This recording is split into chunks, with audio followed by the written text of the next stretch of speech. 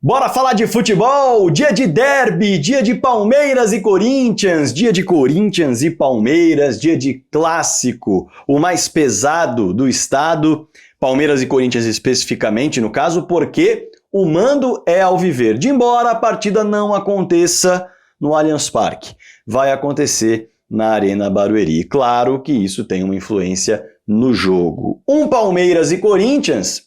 Logo depois das finais do Campeonato Paulista, o Corinthians campeão, o Palmeiras vice, e o Palmeiras chega precisando dar uma resposta, não só em relação às finais, mas em relação a derbys anteriores. Vem numa sequência em que está devendo para o torcedor, tem saído lamentando, o torcedor corintiano tem saído mais contente dos últimos derbys.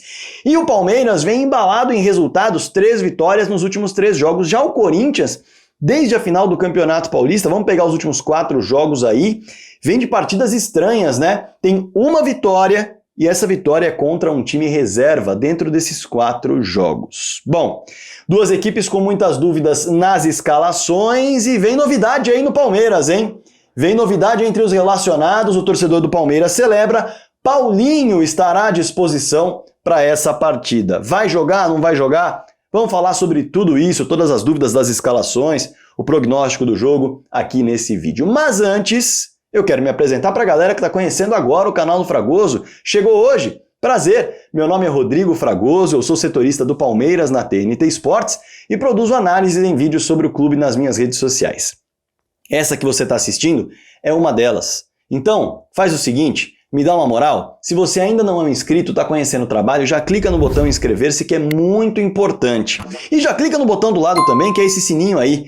Isso ativa as notificações. Todo dia às 7 da manhã tem uma análise nova para você curtir. E às sextas-feiras tem uma live para a gente bater papo ao vivaço, lá para as 11, 11h30, meio-dia. Combinado? Conto com a sua audiência. Mais para frente eu peço mais alguns pontos aí para você em relação ao vídeo, mas já aproveita e deixa o like também, tá?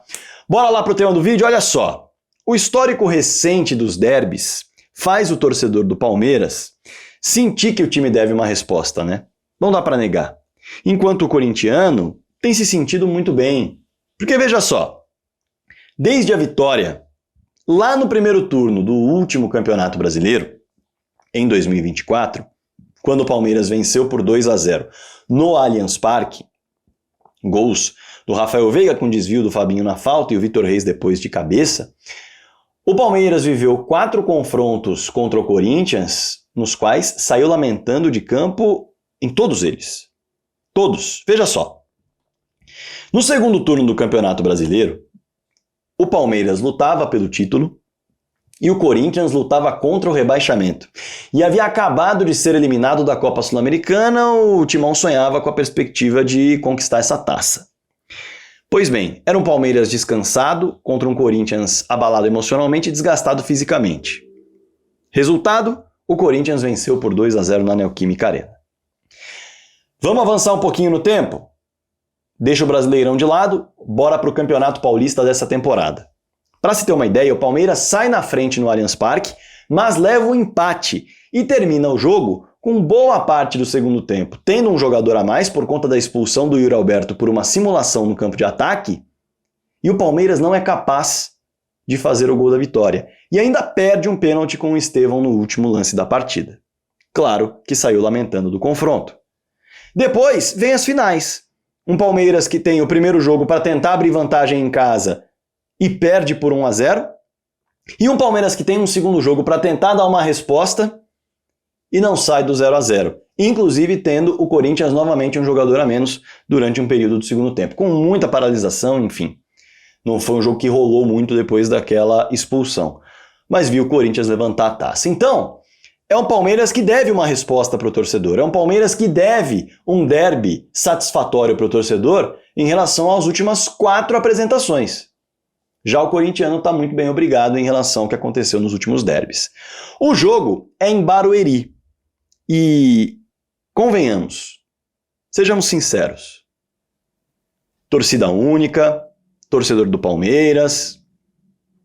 Mas jogo em Barueri é jogo em campo neutro. O Palmeiras não é uma equipe forte como mandante em Barueri, como é uma equipe forte como mandante no Allianz Parque. Não é.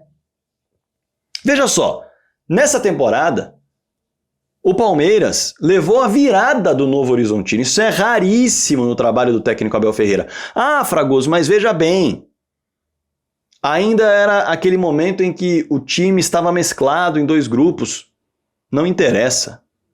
E se quiser buscar um pouco mais atrás, olhando para Campeonato Brasileiro, que é a situação atual, o Palmeiras, em 2024, no começo do Campeonato Brasileiro, precisou jogar 2 partidas na Arena Barueri, porque não tinha à disposição o Allianz Parque.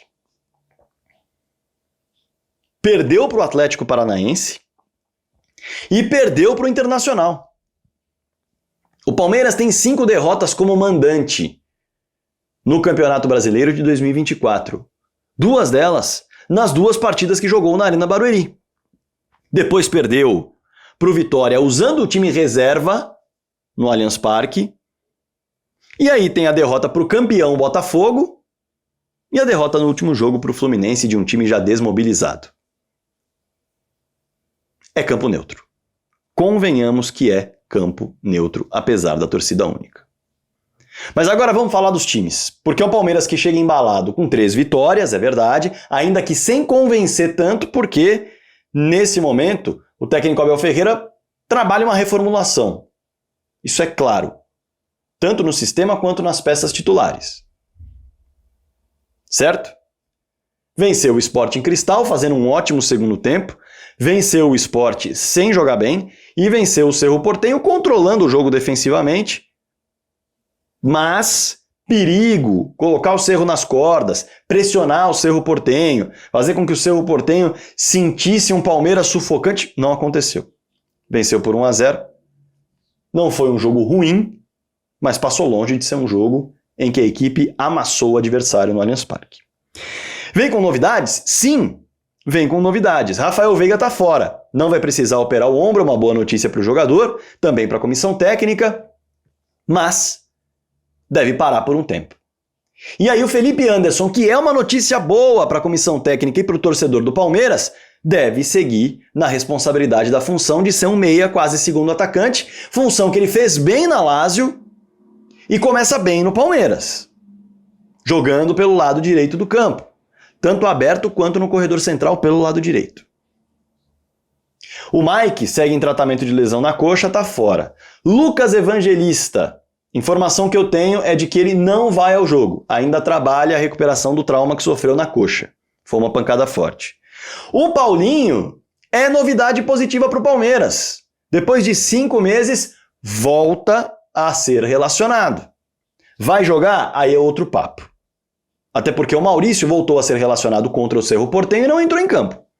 Então pode ser que o Paulinho volte a ser relacionado, viva o clima do jogo, ele treinou sem restrições nos últimos 2 dias, mas pode ser que ele não entre, ou entre nos minutos finais. O Paulinho aparecer entrando no decorrer do jogo, ali com 15 minutos do segundo tempo, já seria uma grande surpresa. Marcos Rocha é outra novidade que pode pintar. Recuperado, treinou os outros 2 dias, assim como o Paulinho, normalmente, recuperado de uma lesão na coxa, e pode aparecer.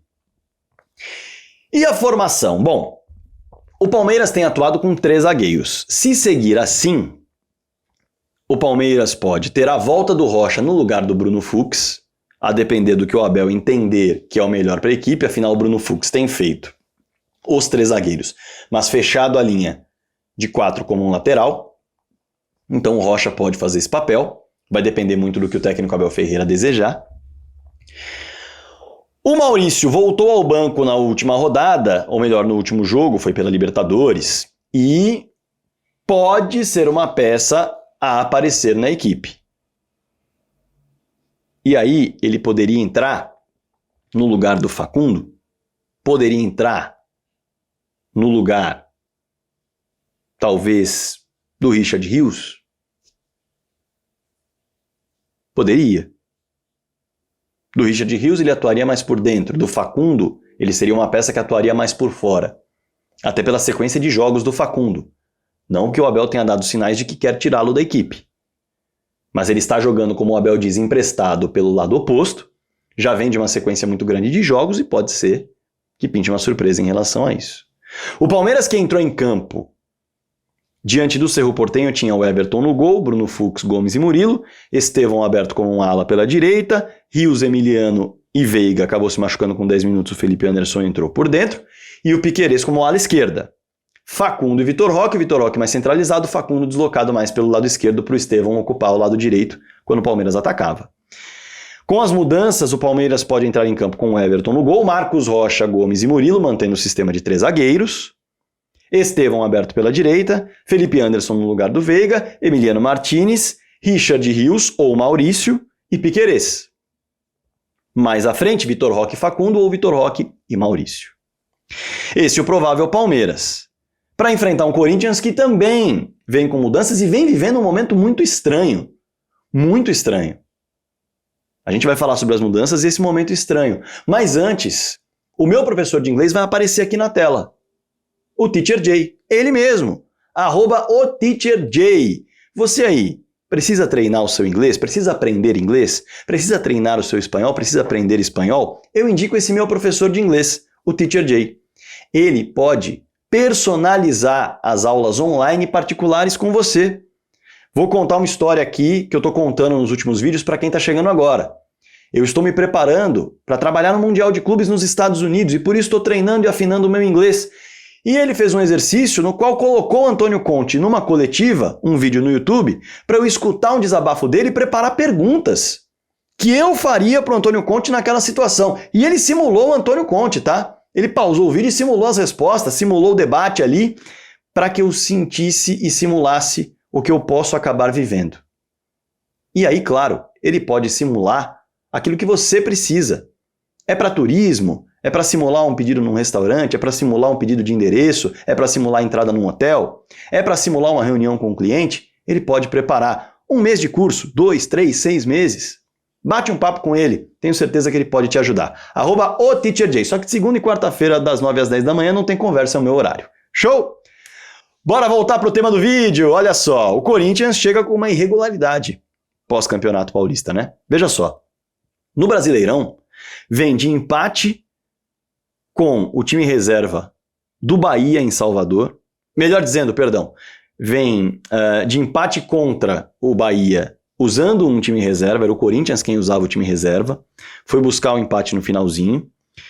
Goleou o Vasco em casa, só que essa goleada em cima do Vasco, esse 3-0 que poderia ter sido 4-5, jogou para isso, foi contra o time reserva do Vasco que se preparava para enfrentar o Puerto Cabello pela Sul-Americana. Só tinha 3 titulares em campo. Léo Jardim, goleiro, Lucas Piton, lateral esquerdo, e João Vitor, zagueiro. No mais, eram todos reservas. Na Sul-Americana, perdeu para o Huracan e empatou com o América de Cali.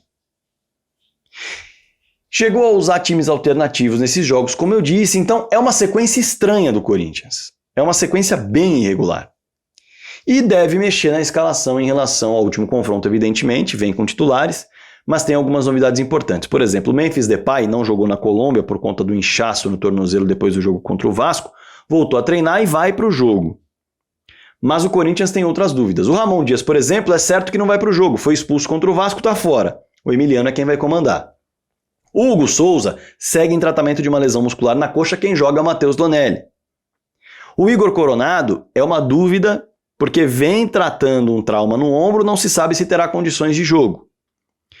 O Rodrigo Garro, o Corinthians não colocou uma previsão de volta, não se sabe se ele pode voltar no Clássico ou se ele pode voltar daqui a um mês. Ele foi para a Espanha fazer um tratamento no seu joelho. É dúvida. O Angileri segue como dúvida também por conta de uma lesão na coxa. O Gustavo Henrique é a mesma coisa, por conta de um incômodo na coxa. E a informação que se tem é de que o Félix Torres vai perder posição e o Kaká vai assumir a vaga no time. Félix Torres, que fez muita bobagem na finalíssima na Neoquímica Arena, fez o pênalti, foi expulso e não vem rendendo aquilo que rende na seleção do Equador. É impressionante. Sendo assim, um provável Corinthians deve ter o Matheus Donelli no gol, o Mateuzinho como lateral direito, André Ramalho, que vem atuando no sacrifício, vale dizer, ao lado do Kaká na dupla de zaga, e o Matheus Bidu pelo lado esquerdo do campo. O Ranieri deve ser o camisa 5, com o José Martínez jogando mais pelo lado esquerdo do campo, sendo um volante que arma, o Carrijo sendo um volante que arma pelo lado direito do campo, tendo o Breno Bidon como um cara que pode jogar um pouco mais à frente para se aproximar dos atacantes, porque o Corinthians não tem o Igor Coronado e não tem o Rodrigo Garro, que são as duas peças de fato que vestem a camisa 10, digamos assim. Memphis Depay e Yuri Alberto devem formar a dupla de ataque. Há perspectiva de mudanças também usando Thales Magno ou Romero. Romero, muito difícil porque mudaria o sistema, não jogaria necessariamente com dois atacantes, jogaria, na verdade, com pontas, e não é exatamente o que o Ramon e o Emiliano costumam usar. Já o Thales Magno pode aparecer no time titular, e aí o Memphis cumpriria o papel de camisa 10 com o Thales e o Yuri Alberto fazendo a dupla de ataque. São muitas dúvidas de um Corinthians que chega ao derby leve pelo título paulista, mas com algumas irregularidades, tanto na Sul-Americana quanto no Campeonato Brasileiro, apesar do bom resultado contra um Vasco reserva. Já o Palmeiras, claro, chega com 3 vitórias na conta, animado pelos resultados, mas em reformulação. E o próprio Abel Ferreira admite que está reformulando o time, está repensando as peças titulares e está repensando as dinâmicas para rotas de ataque e até defensivas. No último jogo, inclusive, na entrevista coletiva, o Abel Ferreira disse que esse time tem muito a evoluir, mesmo depois da vitória contra o Cerro Porteño. Não só a evoluir, mas também a dar uma resposta no derby, tendo em vista o histórico que eu trouxe aqui para você que está aí do outro lado dos últimos 4 clássicos contra o Corinthians. Jogo na Arena Barueri, campo neutro é bem verdade, mas o Palmeiras vai tentar fazer valer a torcida única e a boa sequência de resultados. Claro que eu quero a sua opinião aqui embaixo, claro que eu quero o seu comentário, a sua expectativa e o seu palpite para o jogo. E não se esqueça de deixar o like, que é muito importante para o trabalho que eu realizo diariamente aqui. E se você quiser apoiar mensalmente esse trabalho que eu realizo diariamente, clica no botão Seja Membro, conheça os planos, vou ficar muito contente em contar com o seu apoio. Não se inscreveu ainda? Inscreva-se no canal. Não vacila, vamos chegar nos 100 mil juntos até o final do ano. Combinado? Espalhe o canal do Fragoso para todo mundo e bora falar de futebol.